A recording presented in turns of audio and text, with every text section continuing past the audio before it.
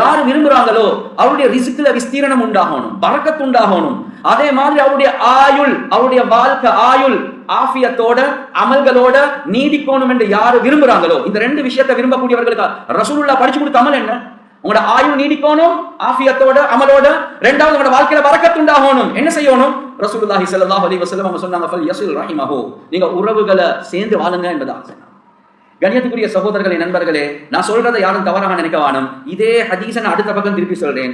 யாருக்கு வாழ்க்கையில முசீபத் பரக்கத் இல்லாத நெருக்கடியான நிலைமை வரணும் என்று ஆசை இருக்குதோ, யாருக்கு அவசரமாக நோய் பிடிச்சி முசீபத் வந்து சின்ன வயசுல மௌத்தாகணும் என்று ஆசை இருக்குதோ, சண்டை பிடிச்சி சாகுங்க என்றுதான் ரசூலுல்லாஹி ஸல்லல்லாஹு அலைஹி வஸல்லம் சொன்னாங்க.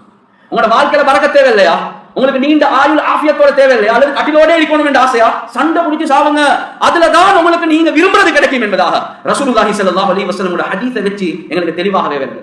ரசூலுல்லாஹ் பாசிட்டிவாக சொன்னாங்க, நான் எங்கட புத்திரி படுறதுக்கு அதை நெகட்டிவாக எடுத்து காட்டுறேன். கண்ணியத்துக்குரிய சகோதரர்களே, நண்பர்களே, விட்டு கொடுக்க தயார் இல்ல.